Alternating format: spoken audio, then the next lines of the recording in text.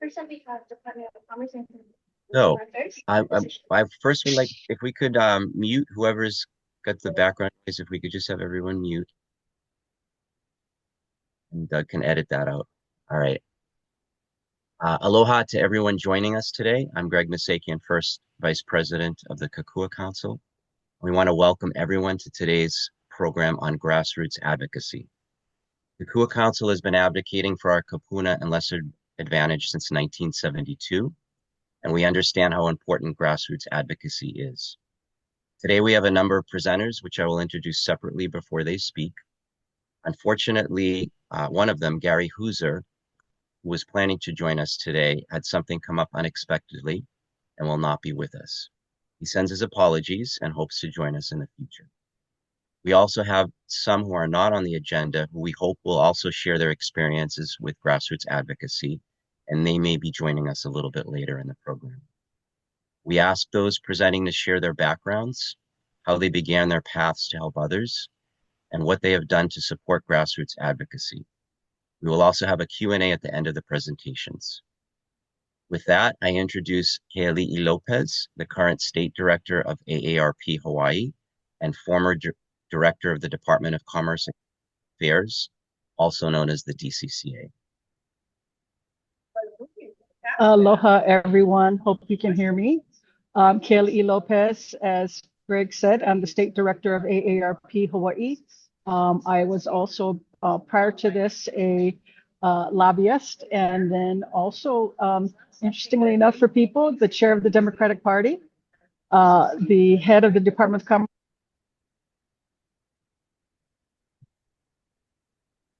And CEO of Olelo Community Television. That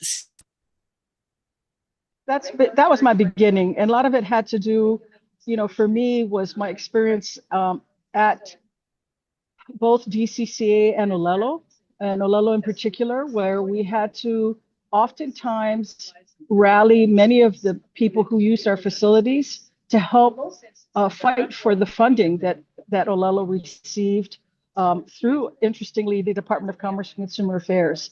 So we worked really hard to make sure the people who benefited from the free speech venue of community television, including young people, teenagers. One of the ways we started was a program called At the Capitol Insights. And we had students from different high schools throughout the state come and actually cover opening day at the legislature, when it was especially a lot of fun back then. And they'd interview their legislators and really get to know a whole lot more about that. So part of it was the issue of civic engagement. And so that's always been something that was of interest to me.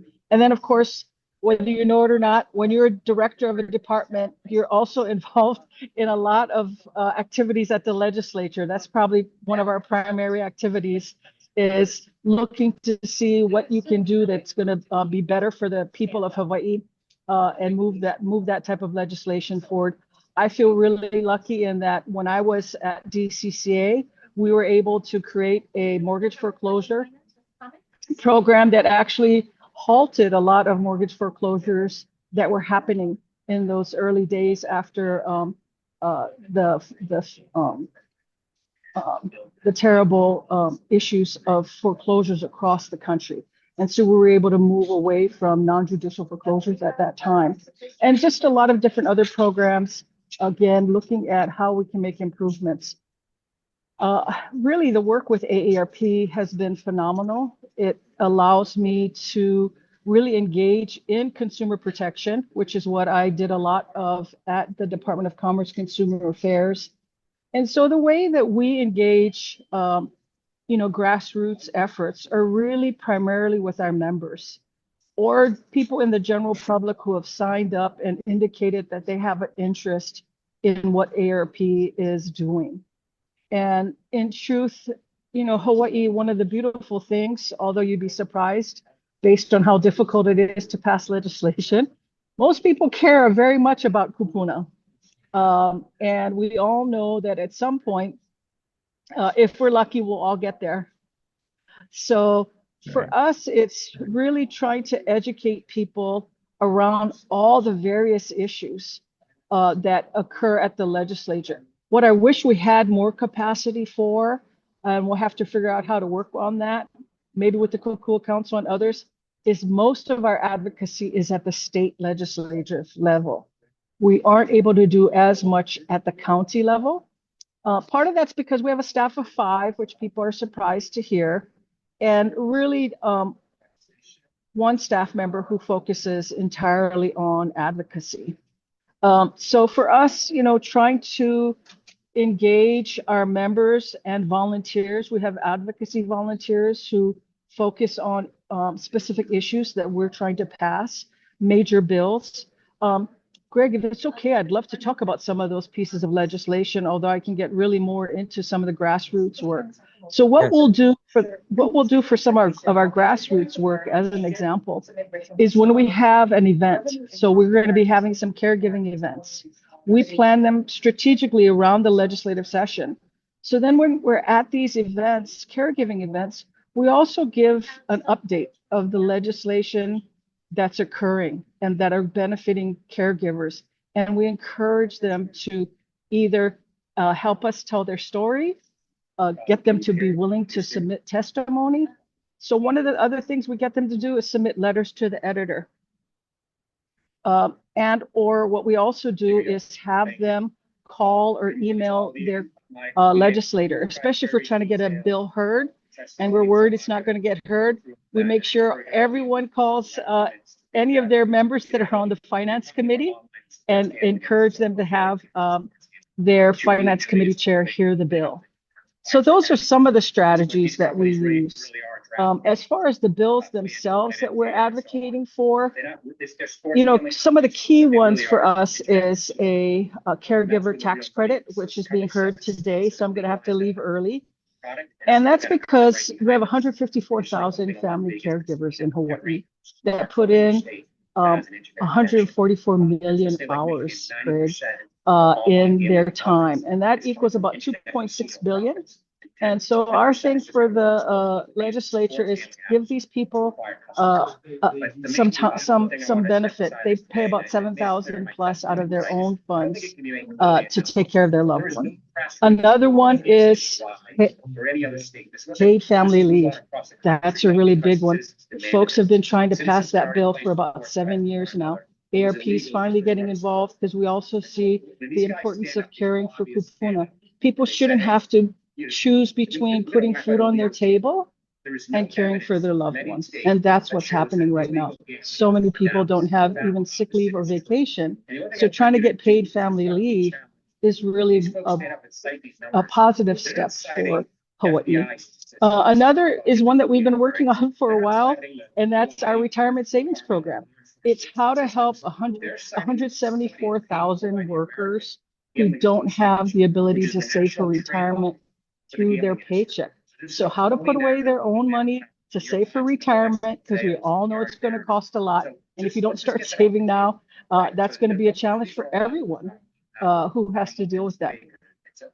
I guess the other thing is, it's the same thing that I think a lot of us see, which is so many of our young people are leaving Hawaii.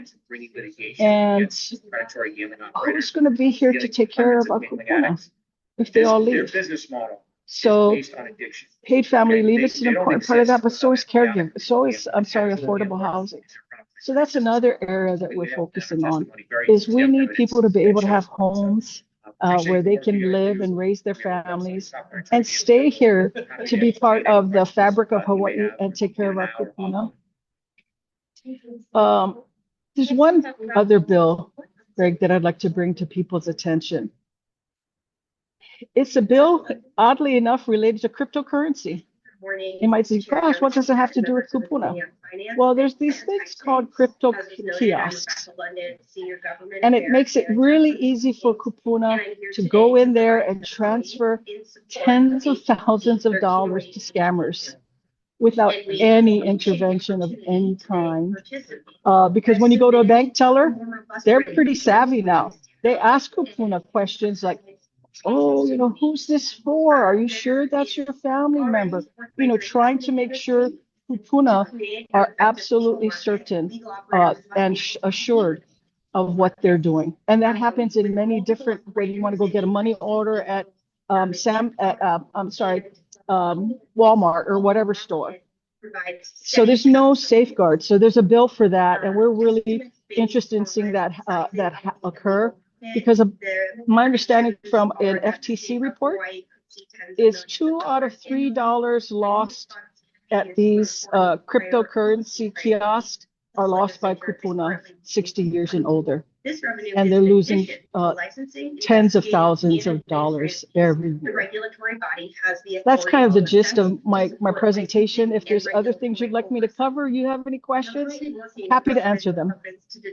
Well, I have a question. That last one, the cryptocurrency bill, does that have a bill number? Or give us the bill numbers of the ones you're working on.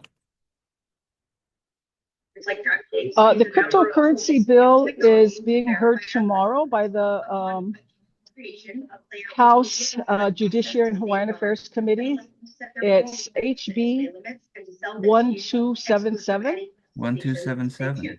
Yeah, and the title is actually Digital Financial Asset. And so that bill, what it does is it puts a daily limit on transactions, and which is important because, again, you can transfer tens of thousands at the click of a button. And so we're really interested in having that addressed. Today, we're on our caregiver tax credit bill, and that's HB 701. For them to revamp their responsibility. Great. And I'm going to be really bad because, wait, I have it here. I just can't remember it off the top of my head, so give me a chance. Because I'm asking the Finance Committee to hear it. The other is our paid family leave, which is HB 755. 755. Yes. And our retirement savings, which is HB 847. 47. Terrific. Thank you so much. While we got you, Greg, can I ask her another question? Oh, absolutely. Yeah. Can I make one comment before you ask? I know she has to go in a little bit. I believe you're sitting right in front of one of the doors or inside where they're testifying, or the conference rooms at the legislature, correct? I think that's where okay. Yes. So we do hear a little background noise, but that's fine because. Do you want me to move away? Oh no, it's okay, because it's interesting because I think we all knew that and no one wanted to interrupt you. But I just wanted to make the comment that you're in the weeds of the grassroots advocacy at the state legislature. So I'll let Doug go and take the.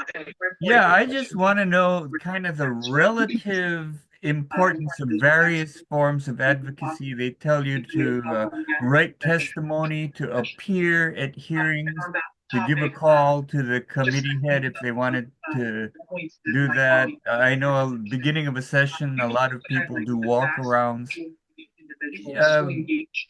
Submitting testimony or showing up at a hearing, not necessarily to give testimony. I mean, what is for the bang for the buck? Is there any way to rank these forms of advocacy? Well, so one, in truth, they all matter, but to different degrees depending on who the chair is. I often believe, especially if a legislator hears from their own constituents, meaning the people who are going to be voting for them, that's important, and it does make a difference. I've absolutely seen it make a difference when they're kind of being bombarded by two sides and they're hearing, and it makes a lot of sense. But when they hear from the constituents as well, that can often break the tie. So those personal meetings and stories about the impact that they often don't have. I mean, keep in mind, I know folks have some thoughts about legislators, but they really have no way of being the expert on everything that comes across their desk. So building that relationship with the legislator where they see you as a trusted, reliable source of information, where they know you have credibility, you're not gonna kind of give them the information you want them to have just so you get what you want. Right. So building that relationship, and that's why that's the plus and minuses of those professional lobbyists. But often part of that is around the relationship building. I don't mean going out for drinks and that kind of stuff. I don't do those things ever either. But it's really being able to have them hear the story, know that what they're hearing from you has some credibility to it. And, testimony, absolutely. One of the things that doesn't work as well are those set testimonies where everybody's testimony is the same. I mean, it kind of helps when they want to. They'll be like, oh, we've got thousands. But I've seen thousands come in and only one for a bill and the bill still passes. So sometimes numbers don't matter. It really can vary from issue to issue. The one thing I know is they don't like getting beat up, and nobody does. Yeah. I think it doesn't help your case to harass, belittle a legislator, at least in person. If you're in a meeting and you guys want to go toe to toe, maybe that'll help. But definitely, criticizing or undermining a legislator in a hearing doesn't get you far. And I've seen situations actually where I knew a legislator, no longer with the legislature anymore, who some of their peers didn't necessarily care for them anyway. As soon as they got attacked by someone in a hearing, they all circled around this legislator and made sure that whatever this legislator wanted was going to happen. And so they kind of really shot themselves in the foot. So, I mean, I think it's like anything else, really. I don't know. I hope that helps. It just really varies. That It varies does help. on the people are. One final question, if no one else has a question, is how well does it pay to spend time crafting a testimony? I tend to want to put details in there about what this information is from, or should I just say, I oppose this bill, or I support this bill? It's helpful to add information around how you see that issue affecting you or your neighbors. Even if that's just 2 sentences, I think the degree to which you can personalize it and have them understand, like with the cryptocurrency bill. I heard from someone who said, well, I contacted this department and they said there's been no complaints filed. Well, that's where it's good to be able to say, if you know someone, is to say, I know this man's aunt who actually lost $20,000 at a cryptocurrency kiosk, and actually add that in there because they don't know. They don't know what they don't know. So putting that in there is absolutely very helpful. The other thing I do is, to me, that written testimony is for the record, right? It spells out a whole lot of issues. That's kept forever. Sometimes what it's in my written testimony, I want to make sure it gets documented. And then what I say is very different. I try to hit the heart when I talk. I see. Okay, that's a good technique. Thank you. Yeah, I see the same thing. The most compelling testimonies sometimes are the oral testimonies where people, they get very emotional, but they're short summaries, and it differs quite drastically from the written testimony. I do want to ask one question, but I don't want to take up others' questions. So let's see if anyone else has another question. Anybody from the floor, and if not, I just have one comment. Dale said something about an epiphany. I'm not sure what that was. I couldn't read fast enough. Does anyone else have a question for Keali Lopez before she has to go? All right, I'm gonna just make one comment, or it is a question too. Your thoughts on some of the reforms for campaign contributions, because I think that's one of the most concerning things I've seen, where I see some of the chairs of committees that are getting quite a bit of money from what I'll call trade industry people in one particular area. I won't get into it, but one particular area that I testify on quite often. And there's thousands of dollars going to the chair of the committee. And that chair is not scheduling certain bills, but they're scheduling other bills that these trade industries like better.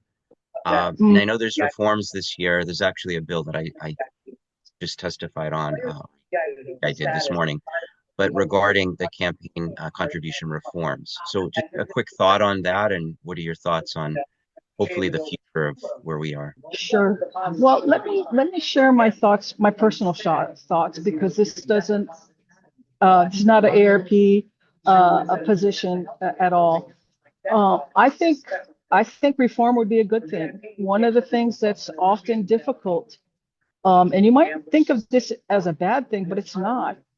One of the most challenging things to be as a legislator is getting reelected. And you say, oh, well, then that's all they care about. Well, how do they do the work of their people and their community if they don't get reelected? So getting reelected shouldn't be seen as a bad thing. It's an important part of them being able to do and provide service to the community is by getting reelected. Now, the degree to which they have to do fundraising and have funds to compete and run for office is a real issue. And if there is a way to have that be where at least there isn't a perception of people being beholden, because I run back and forth on my own opinion about what that really does and means. So I think from that perspective, campaign reform would be a very good thing. All right. Well, thank you. Thank you for that. If there's no other questions, I think we'll let Keali go because we know she has to participate. She's going to turn around and start speaking in a little while at the legislature, helping advocate for others, for our Kapuna and others, especially our Kapuna. Thank you for having me. I'd be happy to come back again. Thank you so much, Keali. We hope to see you again soon, and we appreciate that you joined us today. Thank you so much. Aloha, everyone. Hello and aloha. And with that, pull up my agenda here. So we're going to move on to Allison Scheaffers. And Allison is here presenting as a volunteer with the Hawaii Water Safety Coalition, HWSC.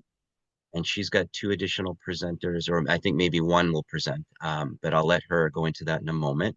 I'm going to mention their names, and then I'm going to let her just speak briefly and introduce who she wants to start the presentation. So the two that are with us today are Kirsten Kermstad. She's the executive director of the Hawaiian Lifeguard Association, and Jessamy Hornor, the co-founder of HWSC. And with that, I'll let Allison Scheaffers take it. Thank you so much for allowing us to come and speak with you today. I'm here on behalf of the Hawaii Water Safety Coalition. I'm a volunteer advocate because I'm a bereaved parent. I lost a child to drowning in 2004. I'm also the lead writer of the Hawaii Water Safety Plan. It's the first plan in the state. The national plan was written in 2023, and they challenged us to do this. So I'm going to let Kirsten talk a little bit about that. It's part of our grassroots advocacy effort. It's really been an ace in the hole for us this year as we've approached legislation because the data and suggestions in it are so important. And then I'll have her turn it back to me and I'll talk about our legislation. Thank you. Hi, aloha. Can everybody see the screen share that I just did? Okay, awesome. So on the left is the cover of the water safety plan. It was published in January this year through a challenge by the federal folks who wrote the federal plan. And we are the second state to have a water safety plan. The plan basically outlines data specific to drowning and aquatic injuries. It highlights some case studies, and then it outlines what actions we can take to improve our situation over time. So I'm just going to share with you some of the statistics on drownings and aquatic injuries, and then we'll pass it on to Allison. Let me get my mouse to do what it's supposed to do. So this is always hard to present. And keep in mind that each one of these data points is somebody's family member, right? These are very personal stories that you're going to hear today. So in Hawaii, drowning is the #1 cause of death for our children ages 1 to 15. Let's let that soak in for a minute. Hawaii residents, we have the second highest drowning rate in the nation. We are #2 behind Alaska. Less than 2% of our second graders have the basic skills to avoid drowning or recover if they fall in the water. Less than 2%. And then our Native Hawaiians and Pacific Islanders, they make up 27% of our population. They're 36% of our drownings. So the data in Hawaii is troubling. The great news is that almost every single one of these was preventable. There's actions that we can take as a community to improve this situation.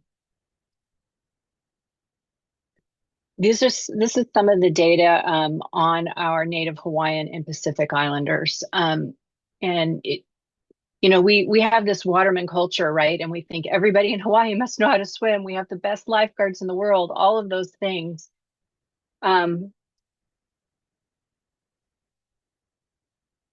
But learning to swim is not an equitable thing here in Hawaii. The most underserved populations and the most lowest income populations have the highest drowning rates. We do not have swim lessons in schools here in Hawaii. You'll hear more about that in a little bit. And then we have some cultural activities too that lend to this. We have several different ways of notifying people of the dangers and risks and things like that, but maybe not the most robust, unifying way of doing that. So that's one of the things that's in the action plan. I'm assuming that most of you are on Oahu. So every red dot is a non-resident. You know what, one piece I left out is drowning is also the #1 cause of death for our visitors here in Hawaii. So every red dot is a non-resident drowning. That's somebody's family member. And every blue dot is a resident. And so you can see if we start at the top, there's Waimea, there's a high incidence. If we move down to the bottom, Hanauma Bay, Waikiki actually has the highest drowning rate. That clearly there's a lot of people there. But you think of that as a pretty calm, safe beach. And you can see, I can't see the number because I have stuff over it, but there were 41 and I can't see the number on how many were resident versus non-resident. Cove Lagoons is another one, another hot spot, and electric or beach or tracks is another hot spot. So I think you might find these things a little bit surprising.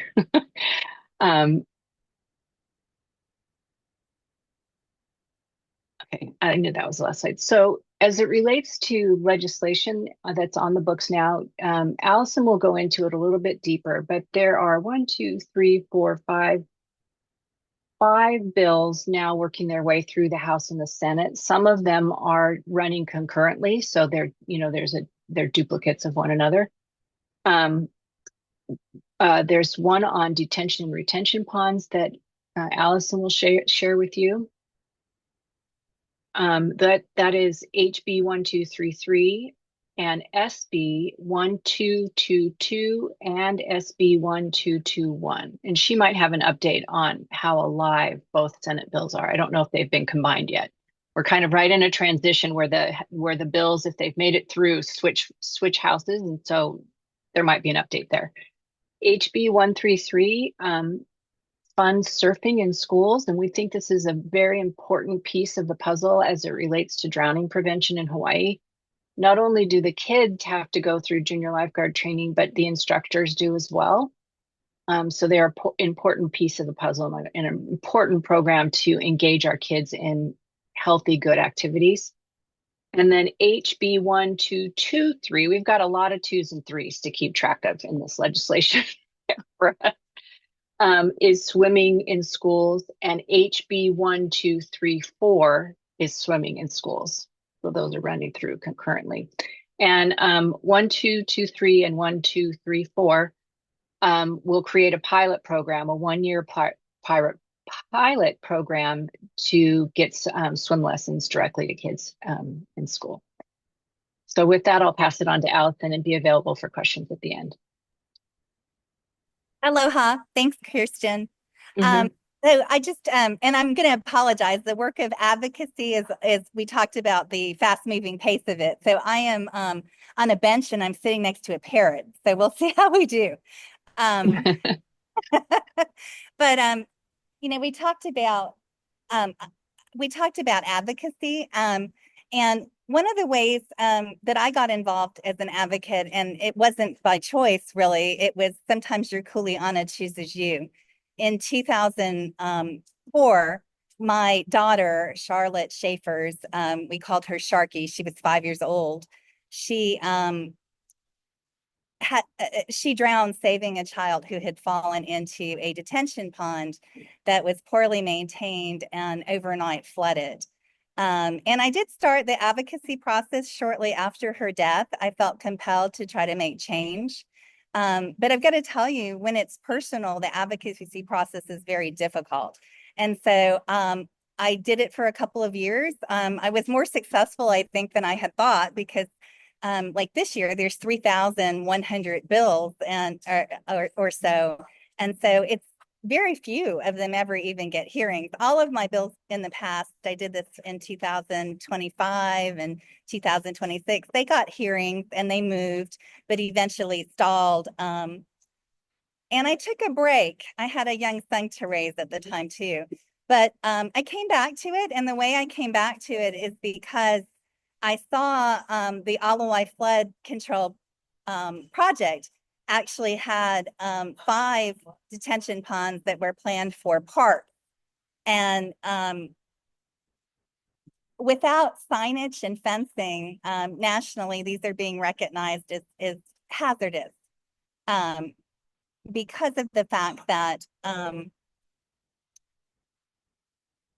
overnight, if they're not maintained, the dual use, you don't necessarily know that this thing could turn into a lake, which is what happened in our neighborhood. And so that can be dangerous. And so it forced me kind of to get back in the game, so to speak. And then I ran into the Hawaii Water Safety Coalition folks that were just forming.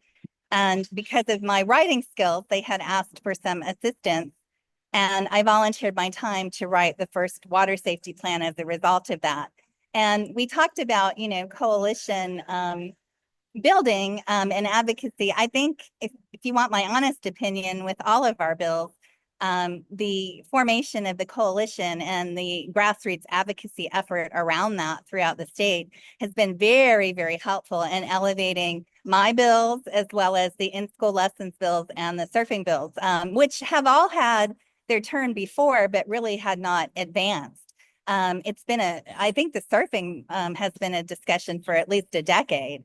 And so, you know, when we talk about advocacy, every little bit helps, every little personal story helps, everybody banding together to lift each other up. And we have a pretty broad network. We've got visitor industry folks advocating for us. We have the Keiki Injury Prevention Coalition. We have the Hawaiian Lifeguard Association, the Hawaii Water Safety Coalition, and then a lot of advocates on that. But to that end, I want to talk a little bit about our bills. I think, Kirsten, do you have the slide up on the most of our keiki can't swim? You're muted. So the most of our keiki can't swim really talks about the fact that in doing our statistics, we found that less than 1% of our second graders in the public schools actually have the ability to prevent themselves from drowning should they fall into the water. And one of the things that also is true about the keiki data, if you look at it, although everybody always assumes that most of our drownings in Hawaii are ocean drownings, when it comes to our keiki, it's often pools, puddles, bathtubs, different aquatic environments, and retention and detention ponds, like was the case with my daughter. Kirsten, are you able to show the slide? The next slide is the flooded detention basin. Yes, that's the slide we're on now. Yeah. Okay. So this is the actual basin where my daughter, Charlotte Sharky, died in 2004. This is actually several days after she died. They put up a fence, and that's another story of advocacy. So this was on military in a military housing community. And if you look where that tree is, there's houses right behind it. So this detention basin was actually put in between the playground and the housing. And it was, very close. And it really, before it flooded, it only looked like that you see like that little concrete culvert kind of thing in there. That's all we could see. So we never even knew it was designed to hold water. I mean, I think people understood there may be some draining component to it, but not that it was designed to hold water. And of course, it wasn't designed to hold water like this. The developers actually, and we found emails, so my family sued because of this. And we got the largest wrongful death settlement for a child's death at that time in history, which was $2 million. But the reason was that the drain pipe, they knew it was 89% clogged, and they actually had sent an email where they said the cost to fix it outweighed the liabilities. And of course, they were wrong, so wrong. And so after this flooded, I remember speaking with the Navy, and they said, Mrs. Scheafers, what can we do for you? And I said, well, you can fence the pond to start with. And they said, well, we're studying the issue and we have to figure out if that would be necessary. And I looked at the leader of, and I don't want to mention the name, but I looked at the leader face up, square in the eye, and I said, so, sir, how many children would have to die before you found it was necessary to fence this pond? And so this temporary fence then was put up right away, and the Navy now fences its pond in general. But the water actually here had already begun to recede. The day that she drowned, it was above these culverts, very far up. Okay, can we go to the next slide? So I just wanted to show you too, I only visit this area where my daughter died once a year because it's just too painful to go more often. But last year on the 20th anniversary of her death, I went. And again, you can see now they have permanent fencing around it. You can see in this picture just how close the houses were to this area. But what I want you also to notice is like picture the fence not being there. So it really only looks like rolling hills. You wouldn't have had any idea that it was designed to fill with water because there wasn't any signage, there wasn't any fencing, there isn't any other requirement around that. But the other thing I want you to notice is how overgrown the grass is here. This is a pond where they knew that my daughter died. And although I'm not terribly worried because there's fencing, I am worried because they're not maintaining it and it's not going to drain properly. So let's go to the next slide. If you look at that one, it shows how high the grass is and that it's halfway blocking the culvert. So there's no way that this pond could drain at all. Let's go to the last slide. This is my why. I think when you're an advocate, you always have to have a why. My why is my daughter. And I often say, because this is hard, it's really hard to advocate after a loss like this. But I often say if a 5-year-old can be a hero, we can all be heroes. And so my intention around this legislation, and it's based on national best practices and county best practices in other areas where they've done some mitigation work around these, is to try to prevent any other child from ever drowning in one of these again, especially in our islands where we already have a high drowning rate. So our bills right now that are still in play, we have House Bill 1233.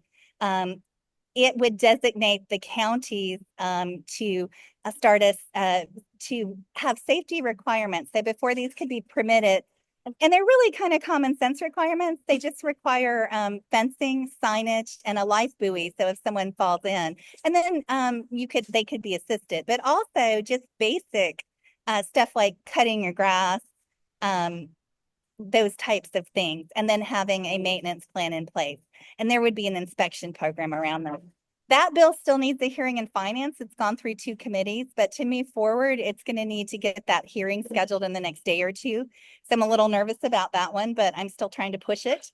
Senate Bill 1221 is going to WAM on Wednesday for decision making. That bill is actually a combination of Senate Bill 1221 and Senate Bill 1222. Feel like it's a very strong bill. It has inspection requirements, what they would need to look for, very common sense again. And then it has safety and maintenance requirements around that. So the other thing that we talk about, in our water safety plan, we do mention that the role of climate change and heavier rains and how these retention and detention ponds are becoming a more pressing matter. But the other, we've got some big ideas, everything from a water safety marshal, but the plan really is very grassroots, and at the very grassroots level, one of the best things that we can do to improve drowning in Hawaii, especially for our keiki, where it's the leading cause of death, would be to have in-school swimming lessons. And the reason that they need to be in school is because of the equity data that Kirsten talked about. I'm often asked, well, it might take instructional programming away, but we do a lot of things in school that we feel is important. And part of the reason to do it in school versus after school is not every parent can afford an after school program. And then the Department of Parks and Recreation, they have some free programs or low cost programs, but you really need a computer even to register, and the classes are gone within like 5 minutes because there's not enough. And then the other thing with that is if you're a parent and you're working 3 jobs in Hawaii, like we know a lot of our parents are, they may not be able to take the child to swim lessons.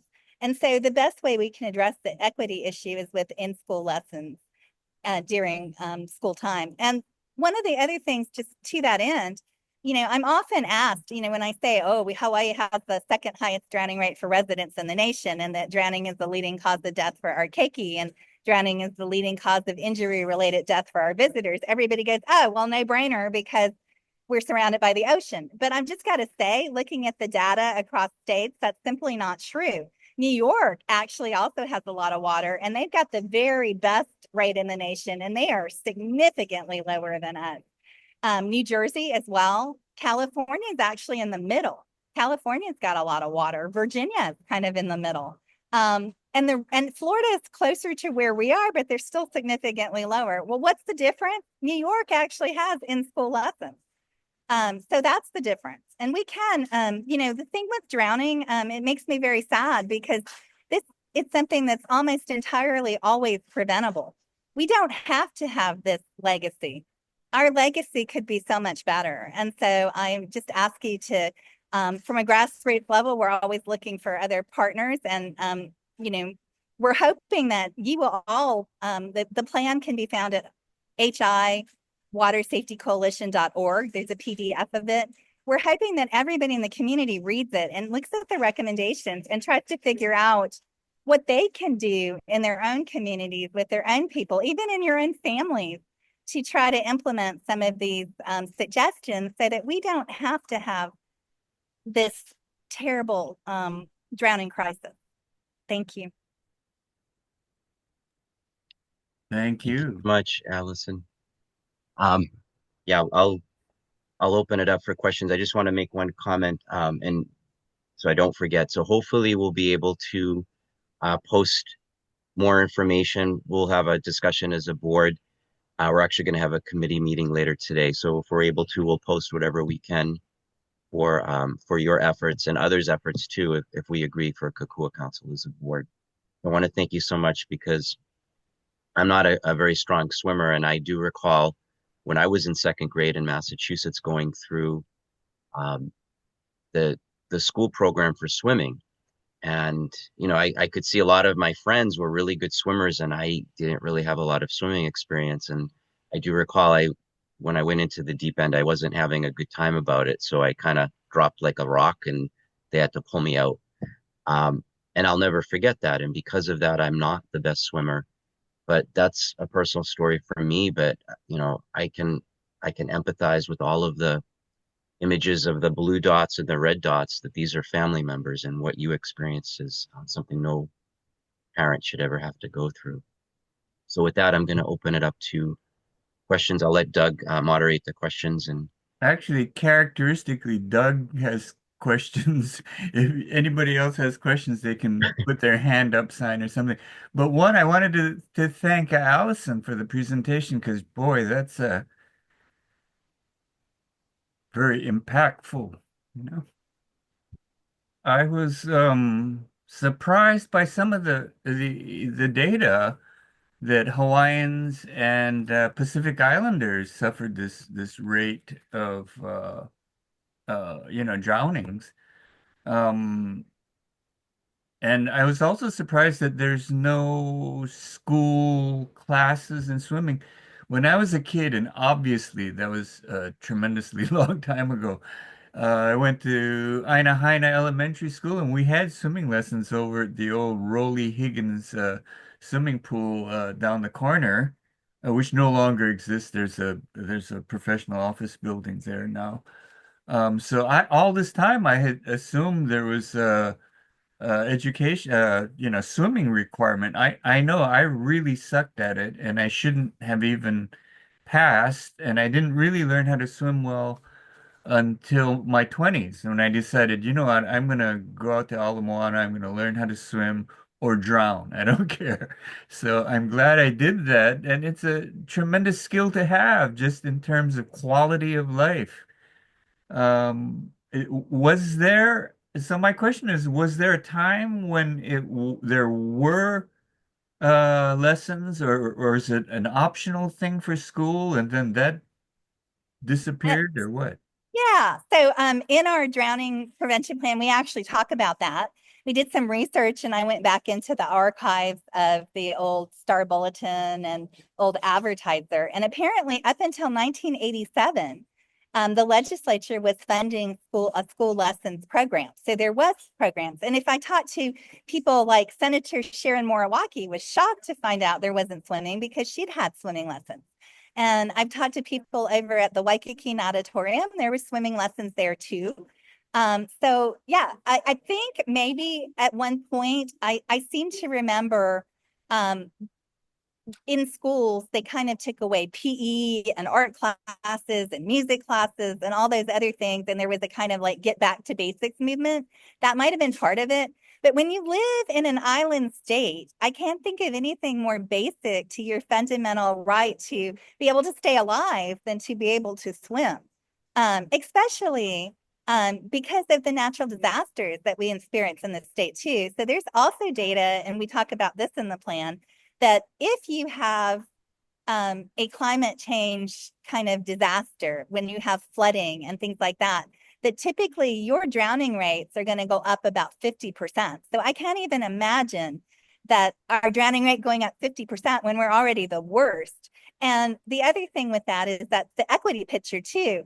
I mean, if you think about it, most of the places that experience the most flooding are often low-lying or wetland areas. And these are areas where the land is less desirable and cheaper, which is the case with the neighborhood I was living in. It was off of Pearl City, off of Lehua Avenue, and it was military housing. And so in order to build that, they needed this drainage because they were dealing with a wetland situation.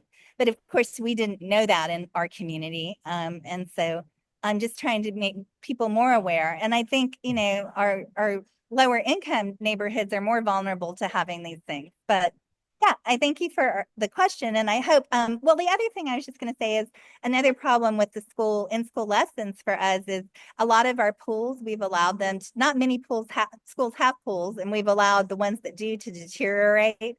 And then in the county, we have a lot of pools that are not open because of maintenance issues. So we all need to be asking our lawmakers, our county officials, our Parks and Rec directors to partner with us to open those up. And then our hotels, they have pools. So we'd like to see maybe them doing some lessons for employees' kids, like we know, for instance, a lot of the hotel employees come from the West Side. Well, on the West Side, there's not a single public swimming pool available. So anybody that wanted to teach their kids swimming would have to drive 45 minutes at the very least. So Wow, the other thing that some of our members are working on, and so the pilot that we proposed for in-school lessons is 2 years. And it would just do one school for each of those 2 years. But we have members that are actually working on retrofitting storage containers and making pools out of those. So you can actually put those on a mobile platform and you could drive it to the school and they could do it in the parking lot. wow. So, I mean, we might have a situation in just a few years where any lawmaker could actually support lessons for their constituents in their district. And so I'm just hoping to get that message out because you know what, where there's a will, there's a way. Thank you. This is all good information. I have one follow-up question. Is there an appropriation required for this legislation? There would be a small appropriation required. But if you think about it, I think people don't understand that drowning actually costs money. We've got data also from the CDC and from WHO that talks about the cost of drowning. I mean, when you talk about productivity loss, the loss of a human life, maybe payouts for liability issues, the medical care that's required, the first responders. A lot of drownings result in multi-day searches. Kirsten can tell you maybe a little bit about those kinds of costs, but there's actually a number that they talk about where each drowning might cost as much as $11 million a drowning, just when you take all those things together, and that we're spending in the US about $5.6 billion on drowning every year. So sometimes it's worth paying a little bit of money. Well, Of course, you know, there's instructional cost to curriculum too. Sure. When you say small appropriation, what are we talking about? I think it's probably like maybe I've seen different numbers and I think they're working those out.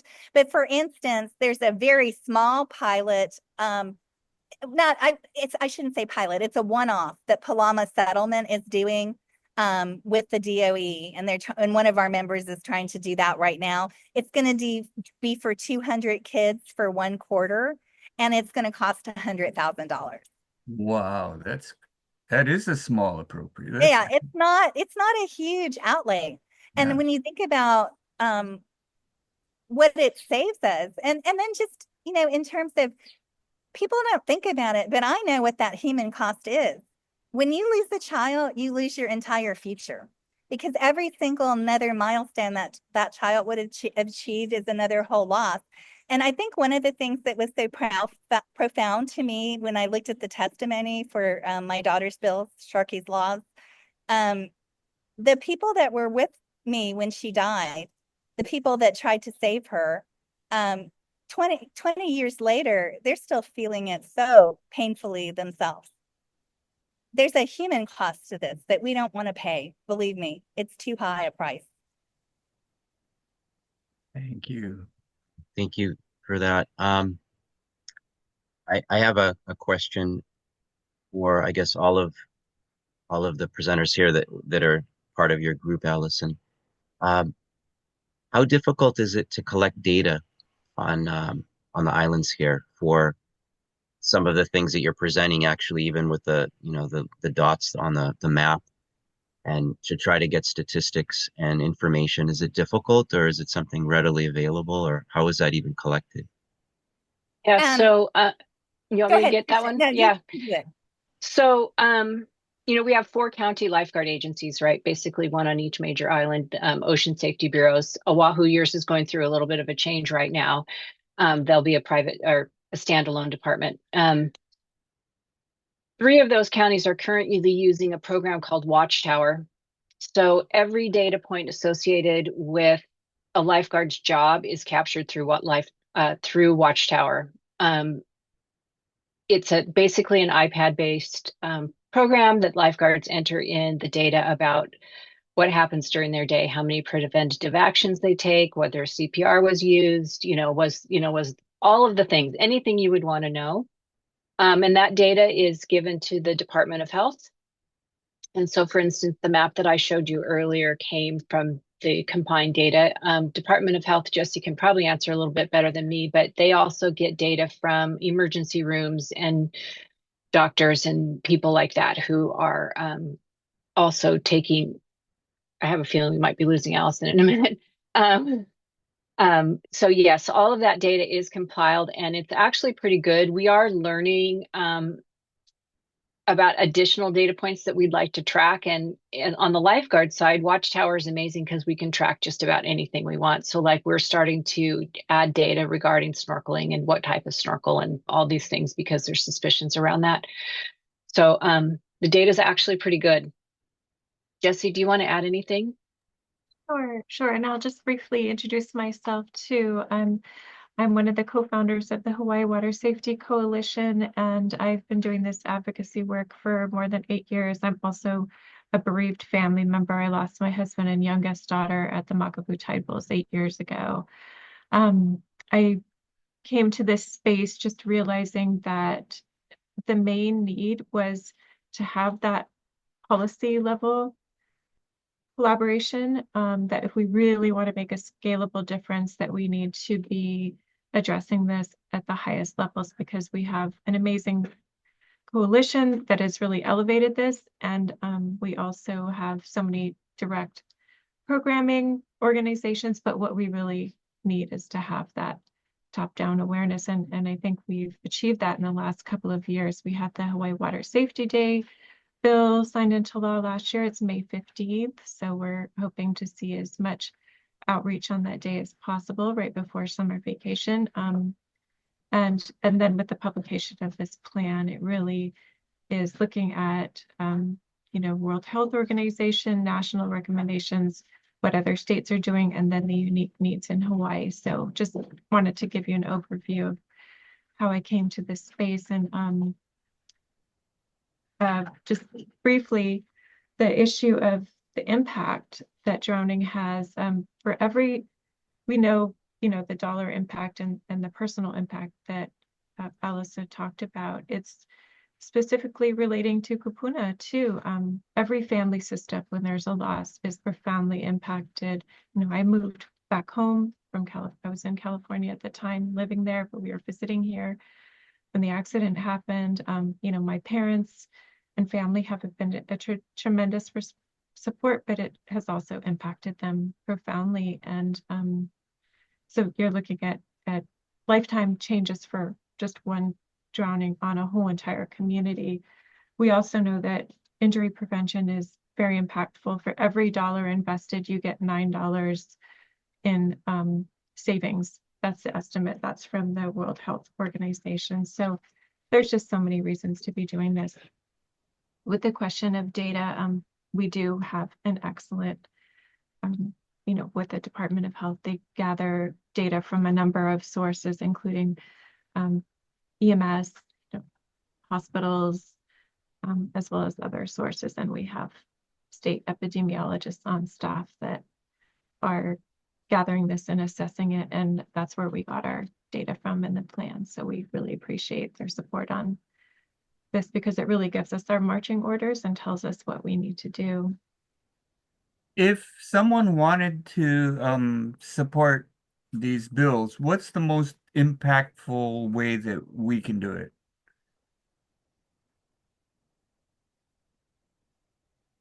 So I think testimony, we can provide the information. We basically have 3 bills that are alive right now. Senate Bill 1221 is Sharkey's Law, the retention and detention pond bills that goes to WHAM on Wednesday. The testimony for that bill would be due by, so that it's not late testimony, would be due by 10 a.m. tomorrow. If you just go to the Capitol site and you actually look up the bill SB 1221, there's a button to submit testimony. Once you're in the system, it's pretty easy. And then even if you just get a couple days notice, you can often cut and paste the testimony that you've used before. House Bill 1234 is also alive for us. It just passed out of finance. That's the in-school lessons bill. So now we're going to be trying to advocate to get hearings on the Senate side for that one. It hasn't, once crossover takes place. So we'll be asking people to, sometimes that's just as easy as a phone call. It doesn't, or it could be an email, but I think a phone call for asking for a hearing to be scheduled is very effective, especially if you can call your lawmakers for us and you say, I support this, because even if they're not hearing it right now, eventually they all have to vote on it. Also, we have House Bill 1233. I'm still trying to get a hearing in finance for that. So I need calls to Representative Kyle Yamashita, asking him to hear that bill in finance and to schedule it. So those are the 3 ones that we've got pending, and we sure could use some support. Every night after my day job, I'm up till 1, 2 in the morning trying to advocate for these bills. It's been a process, but I think you understand that Jessy and I, having had those tremendous losses, about making sure that no other family feels that experience. I mean, I literally was on the ground in pain. You cannot imagine unless you've experienced it, what it is like to lose a 5-year-old child. Jessy lost a 6-year-old child. It is a lifetime of just trying to rebuild everything. And I never want anybody to go through that again in this state if they don't have to. And the good news about drowning is they don't have to. We can make a difference. Thank you. Thank you so much, Allison. Thank you, Jessamy. I wasn't aware of Jessamy's story, and I'm going to give it to one of our members in a minute for a question, but I wasn't aware of her story. So it's heartbreaking to hear your story, but then to hear that another person on our panel here today is, having a similar story is heartbreaking. I did see someone had a question. Doug, I'm going to let you go back to moderate any other questions if you want to see if anyone else wants to ask, or if you have another question before we. I don't see anything in chat, and if anybody has a question, they can just bust in, I think. I think Helen Wagner. Go ahead, Helen.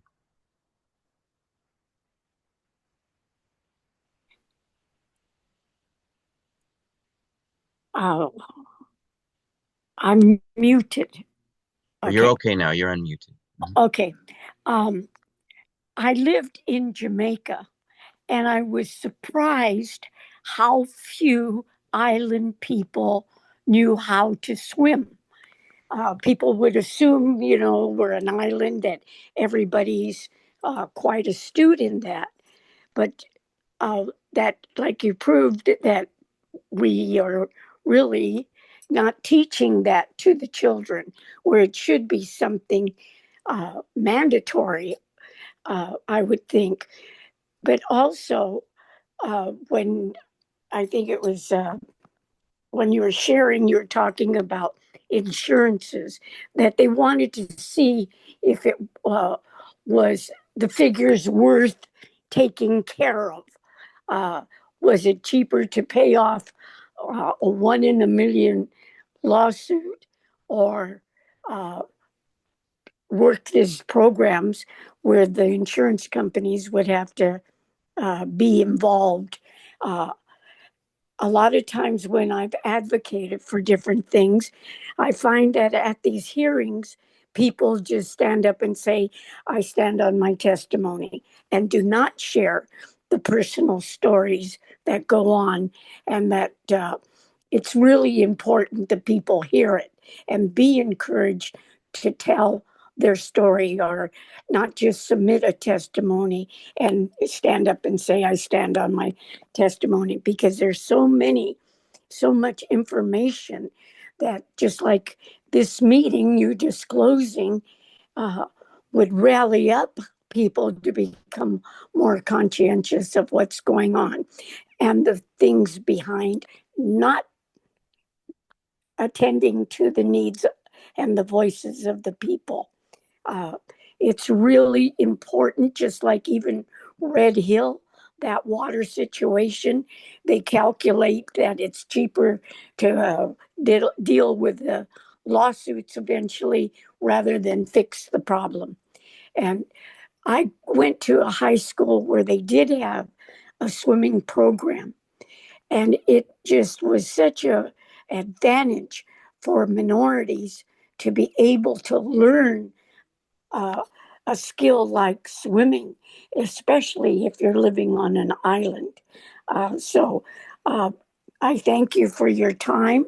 I sympathize that you had to go through this, but it wasn't in vain, because now these issues, because of your daughter, we're able to recognize that there's such a need for the water safety programs here on the island. Thank you for sharing such personal stories. Thank you. Thank you, Helen. Thank you so much. And Helen was also on the Kokua Council board for many years, actually, a number of years. And she's still one of our members, so she'll be contributing more in the future too. So I appreciate everybody's questions. Go ahead. Yep. Go ahead, Yes, sorry for the literal hand raise. The button's not there on my screen right now. Before we started the meeting officially, there was some questions about, how to give testimony, what is the best way, how do things work? I had many of the same questions. I've testified before, but this year has been by far the most I've ever done. And I was directed to go to the public access room at the Capitol, and those people are amazing. They know everything, and they will answer any question that you have about process or bills, where to find things. You can email them, you can call them, you can go in person, but they're the most valuable resource and have been so helpful in my process. So if you're an Instagrammer, their handle is public access room. That's it, public access room. And their email is par@capitol.hawaii.gov. And their phone number is 808-587-0478. Thank you for that. And actually, if I could interject, they're unreal. Yeah, they're amazing. And the new head of that group, the former head of that office, she just retired recently from that position. And we as Kokua Council actually gave her a letter of recognition award last year. But the new person that took over, I had actually met when I was a volunteer for the Hawaiian Humane Society. So she was also a volunteer. And so it's Andy Langhurst, and she is truly amazing. Her predecessor was amazing, but they chose very well. So her group does a very good job. So thank you for that. And we do have don't one be more. afraid to ask a question. Just ask it. They'll help you. We do have one more person on deck for presenting in a moment. So what I would like to just make sure there's no other questions for Allison or her group at the moment. And if there isn't, we'll move on to Ron, and I'll introduce him in a moment. So looks like Jessy has her hand up. Okay, I go ahead, just wanted Jessy. to make a quick note. I dropped in the chat a resource, Pool Safely. It's actually a federal outreach program, has all kinds of information about how to keep especially children safe in and around the water, not just pools.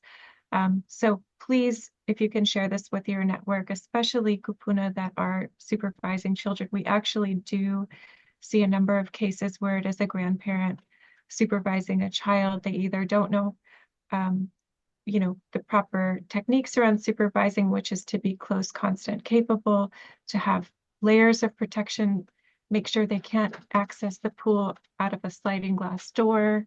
And if something does happen, that they know how to swim, they know how to rescue, they can do CPR with rescue breaths, those kinds of things. So just wanted to take this opportunity to share that.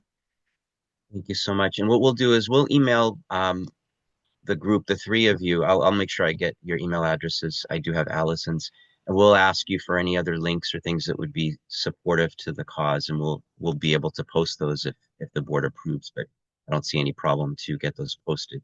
So I think Kokua Council advocates for what you advocate for. This is an amazing journey that is not one that anybody wanted to take. That I think is present here. As far as the sadness that you guys have experienced, and we hope that going forward, there's a lot of good things that come from it.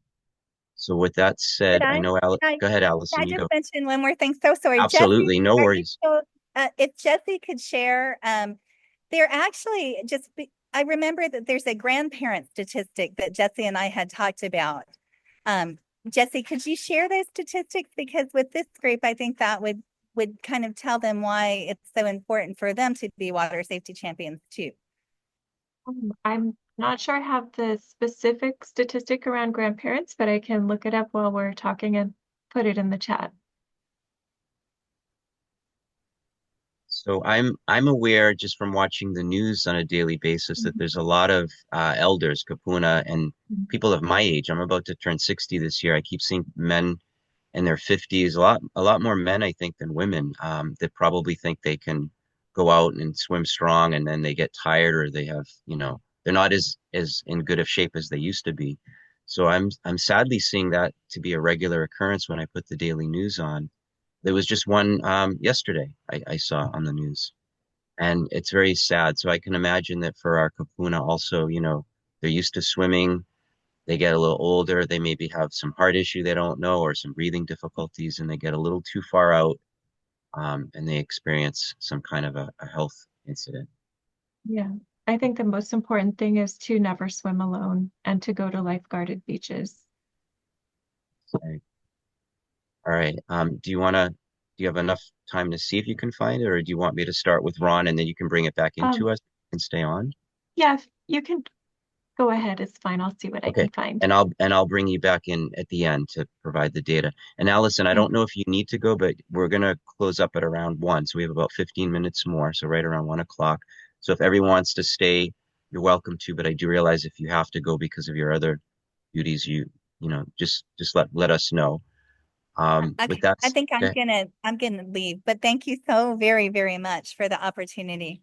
So we want to thank you so much for bringing this story to us, and we hope to hear more from you in the future and share more of good stories of what happened in the 2025 legislative session. I really hope there's Okay, good things. thank you. Mahalo. Thank you. Mahalo. Aloha to you, and thank you. And with that, I'm going to introduce a next presenter who's going to give a brief overview of what he's doing for advocacy for our community and especially the Kaka'ako community, but really for all of us because we all share the land and travel around on the island. So I'm going to introduce Ron Iwami. He's president of the Friends of Kewalos. I hope I pronounced that properly. And he's an advocate for protecting our open spaces and oceanfront views from less development. So we don't have as many high-rise condominiums and apartment buildings. So I'm going to introduce Ron, and if he can come on and unmute himself.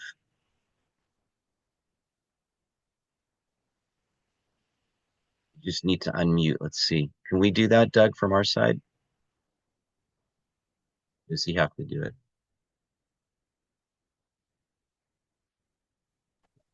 There we Okay. go.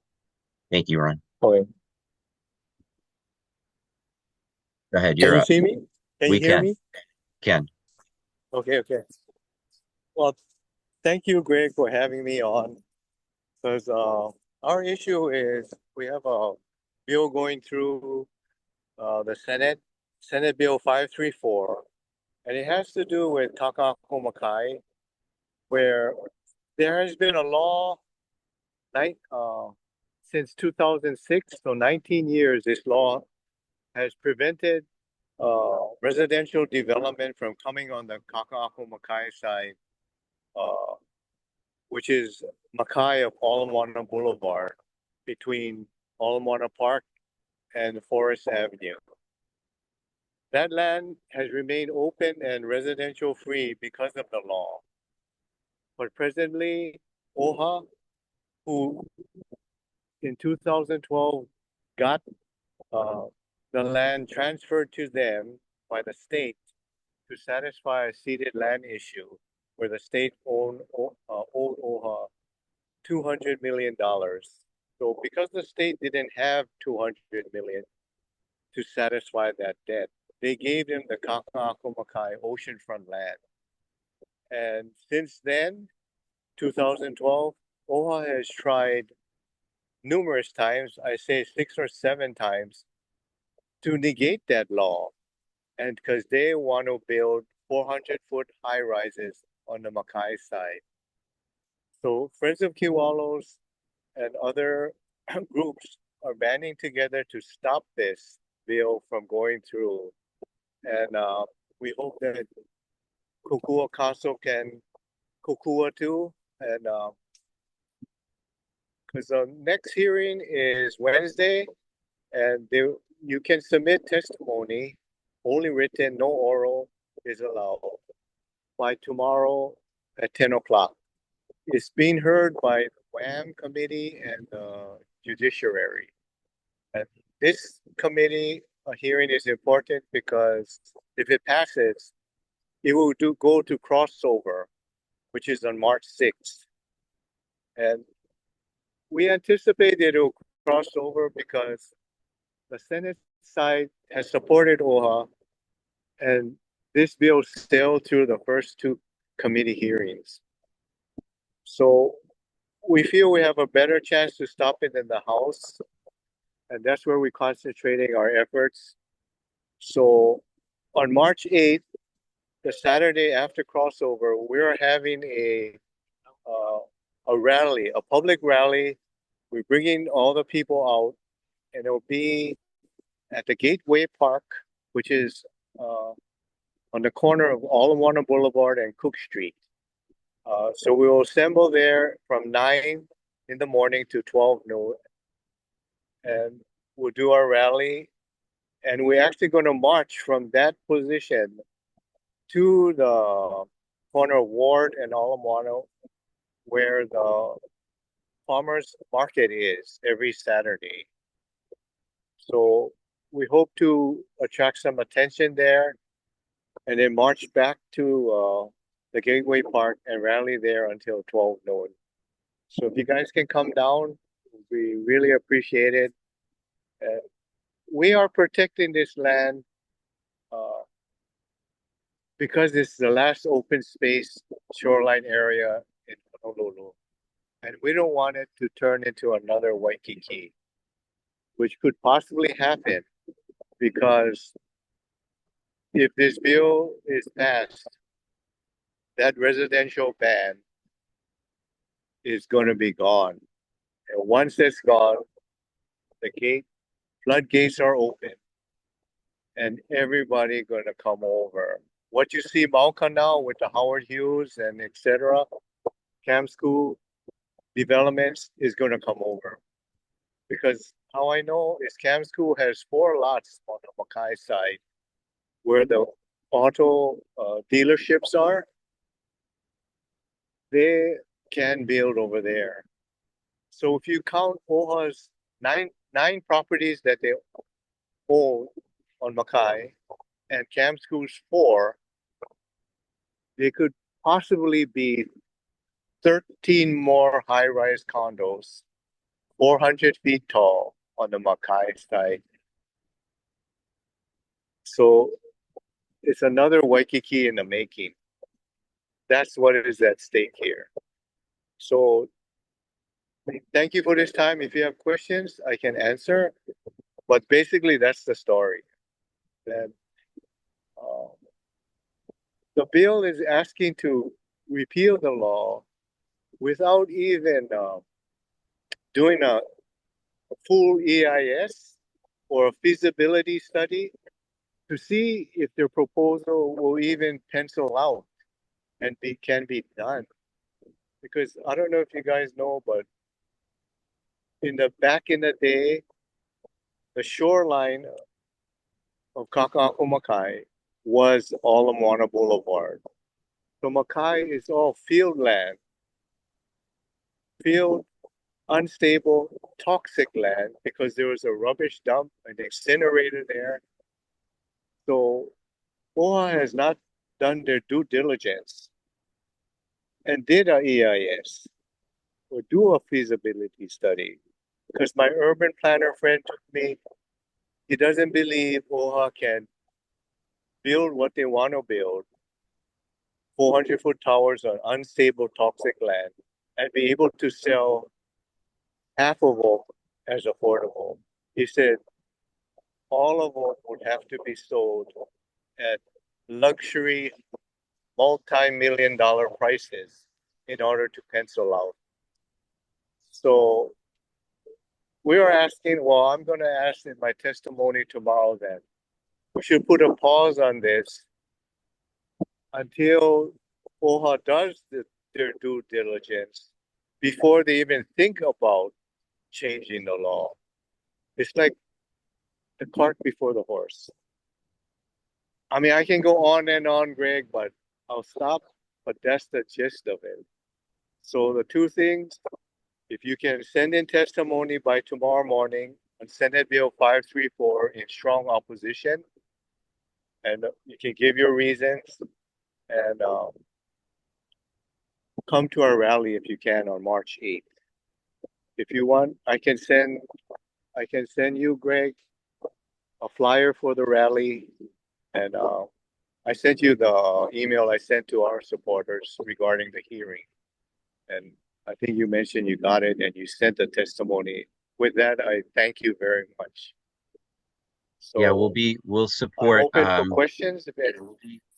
yeah, we will Okay. be supporting, I think, on our website. So I just have to have, again, our board approve posting everything. And if our board goes along with it, we will be supporting the cause, because I feel strongly on this cause. And I do realize that in the island here, the city and county, they often don't want to do the environmental impact statement, which is something, in my opinion, you can't skip, especially for something where there's going to be large development projects there.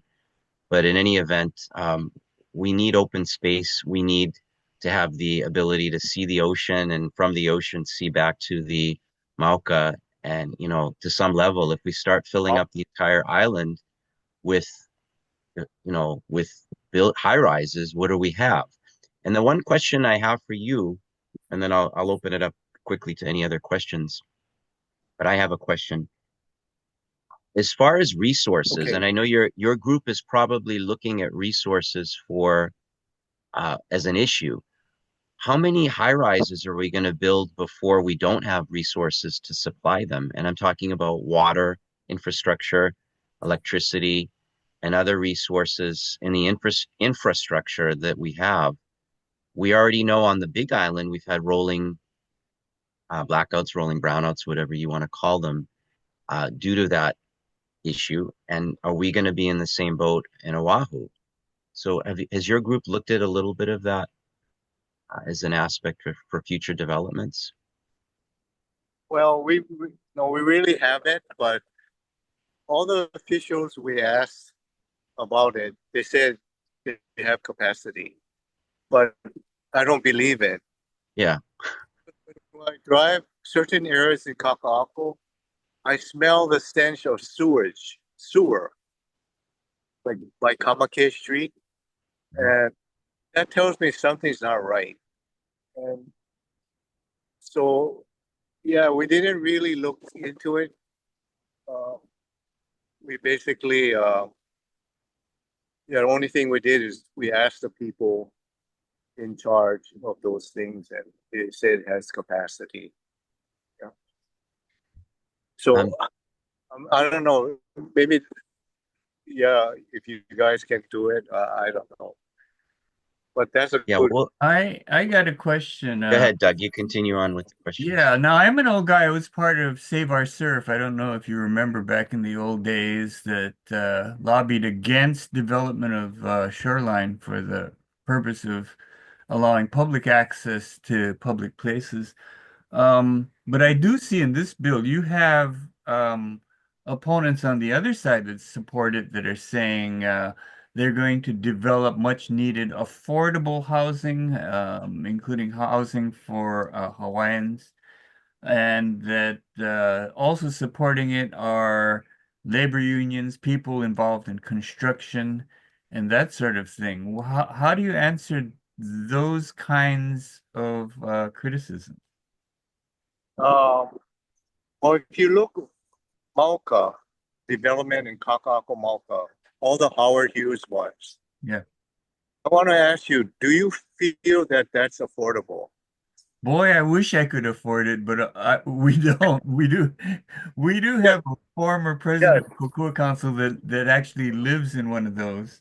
And is it a case of, well, I got mine, so you can't have yours? yes. So we believe that it's not going to be affordable. And like my urban planner said, OHA has not done their due diligence to make sure they can actually build it on that field land, toxic land. So they're putting that affordable component in the bill as a carrot to dangle in front of everybody, because that's the buzzword now. We need affordable housing. But so it's like a guise to get traction for the passage of the bill. And the real prize is they want to repeal the residential ban. Mm-hmm. The main thing that's stopping everyone from coming over. We feel that's That's how they're using that affordable as a carrot, which made you ask that question, Yep, right? Made you ask that question. sure. But, so what was the other question you had? Well, Basic, that's the basic one. That and yeah, your, basic one. you Yeah. know, that it's going to help Hawaiians because OHA, you know, they're Well, we what they collect, they, you know, supposed to distribute among beneficiaries. yeah we're able to talk to Kai Kahele. In fact, he came down to us because I guess he respects Friends of Kewalos. Of all the years we protected this land, so he came down and then he told us that it's not going to be for Hawaiian people because it's illegal for them to do it. But the Hawaiians can, of course. So it's like they're putting that carrot out for Hawaiian people, but it's not true. It's going to be for anybody. Yeah. The only group that can build strictly for Hawaiian people is DHHL, Department of Hawaiian Homelands. They're the ones that can build, but they're not doing a good job. For over 100 years, they still have 28,000 Hawaiians on the wait list. Yep. Yep. So I told Kai, why don't you join up with the HHL, join your two forces and build for Hawaiians. But that's another story, right? Yeah. So, I mean, yeah, they say, I guess the pros is they say they're going to build for Hawaiian people, but not really. But they're going to build affordable. And the money they make off of the sale of these condos will go toward benefiting the Hawaiian people, which is their basic mission. Yeah. So they, yeah,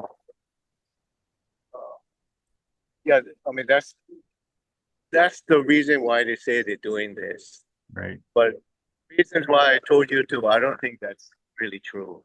Yeah. Okay. Thank you. Thank you, Ron.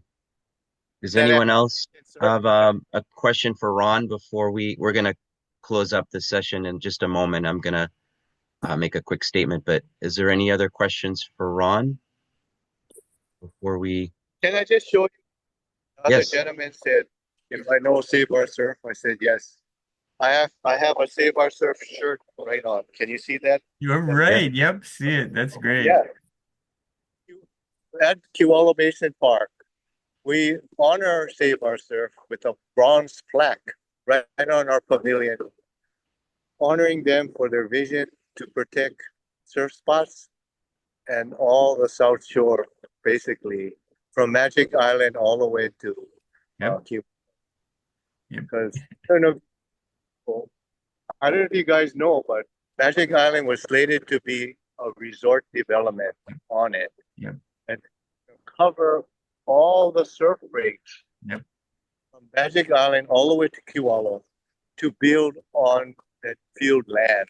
So that would have erased all the surf spots. But Save Our Surf had the vision to do it.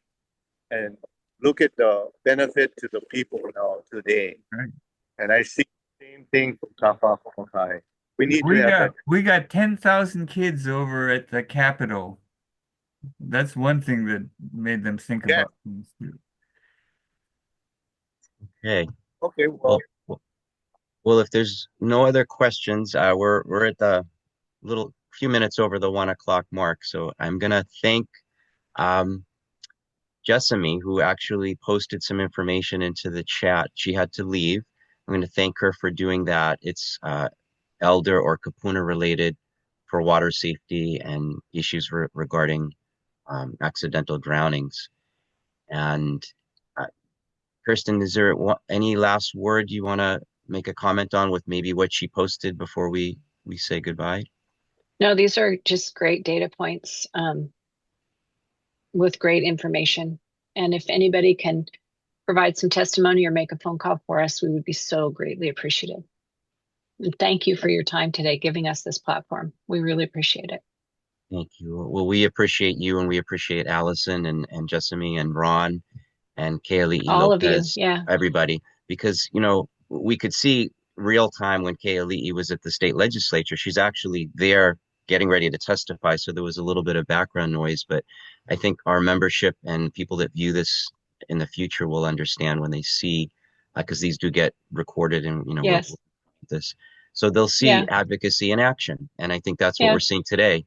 Ron is walking around, probably going to chat about these issues or getting ready to testify more and advocating for testifying. Yeah. And, you know, could everybody that joined us today go and testify? What a wonderful world that would be. So hopefully we'll have more people. I know I'll be doing that after this session ends, and I'm going to be testifying on, I think I have 24 bills still to go. Yeah. So, well, we saw you, Greg, testifying on some of ours earlier in the week, and some others. And you know, you guys, there's a YouTube channel. You can watch all of these hearings live as they're happening. You can't testify through the YouTube channel, but you can watch them happening live. And then if you're, you know, even if you're nervous about maybe not testifying, just go and just sit in the room. It's fascinating. It's really, really interesting. So dive in. absolutely. So with that said, if there's no other questions, I'm going to, again, thank everyone, especially Ron, for joining us a little later. And I'm glad we had a chance to get you in. We hope to have you all back at some point in the future. And I wish everyone a great rest of your day and success with the legislature this year. And we thank you. So mahalo and aloha to everyone from Kokua Council. Aloha. Thank you. Aloha. Thank you.